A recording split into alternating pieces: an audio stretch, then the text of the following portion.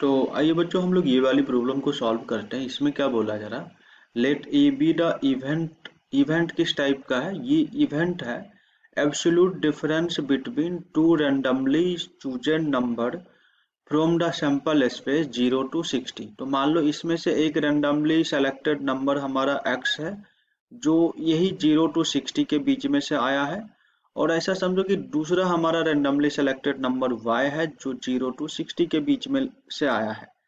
तो इसमें से क्या बोला गया है ना कि ये जो एब्सोल्यूट डिफरेंस की बात करें ना, तो बेसिकली इसका मतलब हुआ दोनों के डिफरेंस का मैग्नीट्यूड। ये चीज क्या है? लेस देन और इज इक्वल टू ए। और इस बात का प्रोबेबिलिटी है, मतलब ये पूरा को अगर हमने इवेंट ए नाम दिया ना, तो इस इवेंट ए की जो प्रोबेबिलिटी है ना, प्रोबेबिलिटी ऑफ ए की बात की जाए तो 11 डिवाइड बाय 36 है। तो आपको इसमें ए की वैल्यू बताना है। ए की वैल्यू क्या होगी? तो देखो बच्चों, इस चीज को हम बहुत ही इजीली समझ सकते हैं, बट उसके पहले मैं आपको थोड़ा सा बेसिक रिवाइज कराना चाहूंगा। जैसे ही मॉड एक्स की मैं बात करूं और mod x less than is equal to k हुआ और के कोई पॉजिटिव नंबर हुआ, तो x less than is equal to k होता है और यहाँ पे less than is equal to minus k हो जाता है। तो यहाँ पे ठीक इसी प्रकार देखोगे ना, तो ये चीज यहाँ से तुम क्या बोलोगे, इसकी अगर मैं बात करूं तो यहाँ से तुम ये बोलोगे, तुम्हारा देखो पहला रिजल्ट तो ऐसा हो जाएगा, ये जो x माइनस वाई होंगे ना, ये less than is equal to a और ये less than is equal to minus है, इसके बीच में लाइज करेगा। दैट मीन्स यहाँ से क्या बोल सकते हो, x minus y less than is equal to a, और दूसरा तुम बोलोगे x minus y greater than is equal to minus a. मतलब इसी चीज को सिंप्लीफाई करोगे तो x plus a greater than is equal to y आ जाएगा, या फिर तुम इसी चीज को ऐसा बोल लो कि y less than is equal to x plus a हो जाएंगे। ठीक है, ठीक इसी प्रकार यहाँ से आप देखोगे ना, तो y x इधर हो जाएगा, माइनस ए हो जाएगा, less than is equal to y. That means यहाँ से तुम क्या बोलोगे, y greater than is equal to x minus a. देखो ये दो कंडीशन हो गया। इसको मैं क्यों लिख रहा हूँ अभी आपको समझ में आएगा।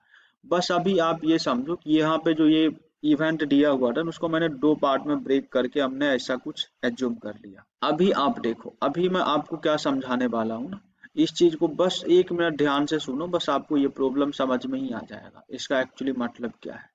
तो यहाँ पे जो आपके रैंडम सेलेक्टेड वेरिएबल को मैंने जो एक्स नाम दिया ना, वो एक्स बेसिकली यहाँ पे लाइज करेगा। अगर इसको मैं एक्स एक्सिस बोलूँ और इसको वाई एक्सिस बोलूँ, तो ये वैल्यू कहाँ से कहाँ के बीच में लाइज करेगा, 0 से लेके 60 के बीच में कुछ भी हो सकते हैं, बाकी 1 भी हो सकते हैं, 2 भी हो सकते हैं, 3 भी हो सकते हैं।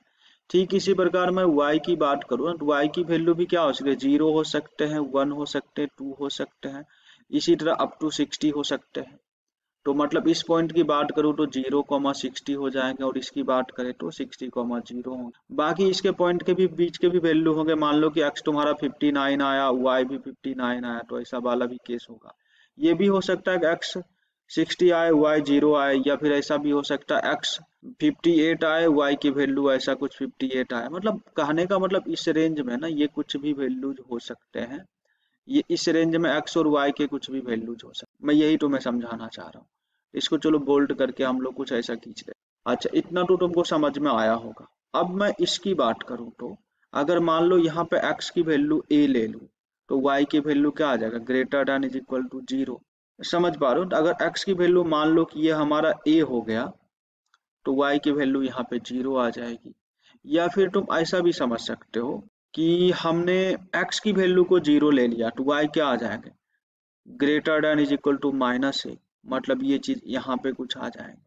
तो इसके क्रॉसपॉन्डिंग इसका ग्राफ देखोगे ना, तो ये चीज कुछ ऐसा नहीं बन जाएगा, कुछ इस टाइप का बन जाए। समझ पा रहे हो ना, कुछ इस टाइप का बन जाए।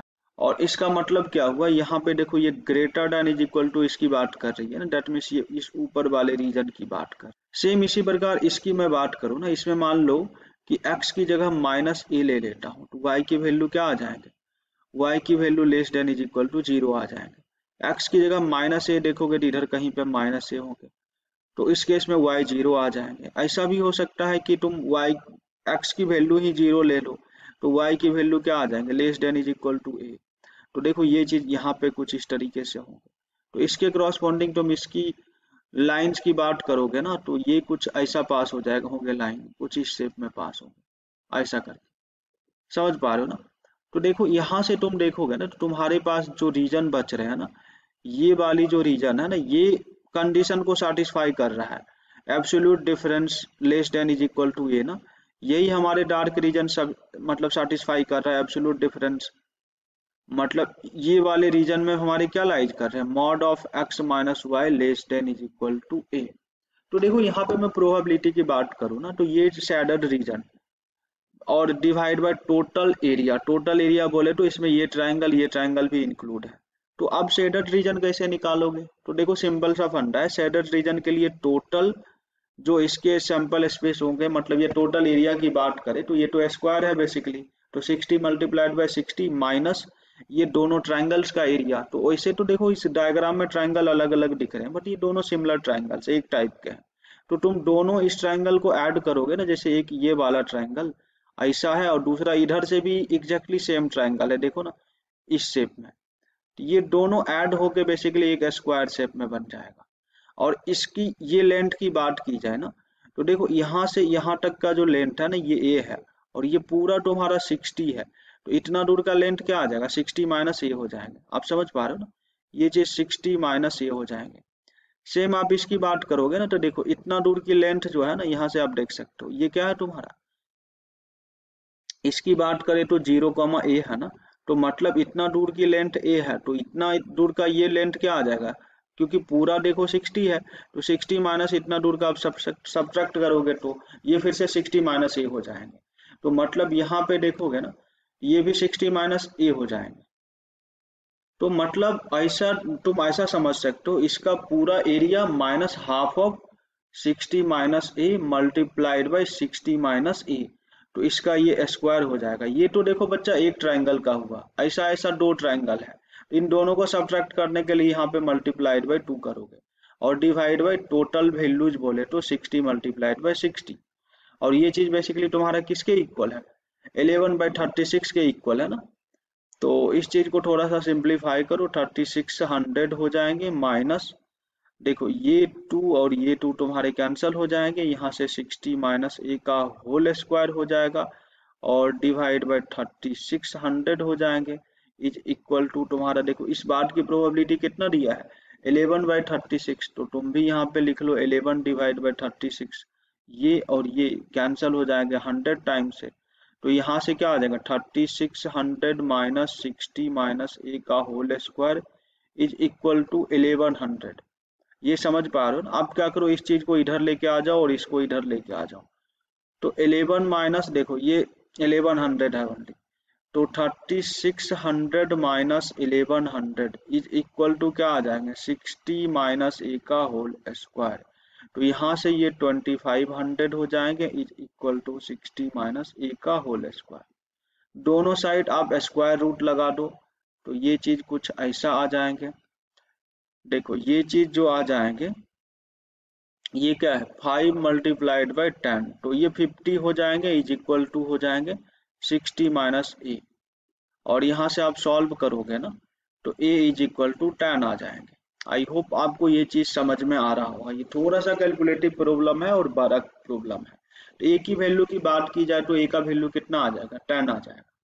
आई होप आपको ये चीज समझ में आई होगी। बाकी किसी भी पॉइंट पे आपको समझने में दिक्कत है, अगर आपको अच्छे से क्लियर नहीं हुआ है, तो कमेंट सेक्शन में जाके आप हमें कमेंट कर सकते हो। उस चीज को मैं नेक्स्ट वीडियो में या फिर कमेंट के जरिए आपको रिप्लाई करके समझाने की कोशिश करूंगा।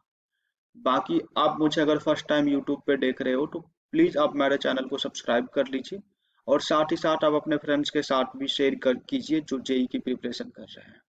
तो चलिए बच्चों, हम लोग मिलते हैं नेक्स्ट वीडियो में, and thank you so much for watching this video.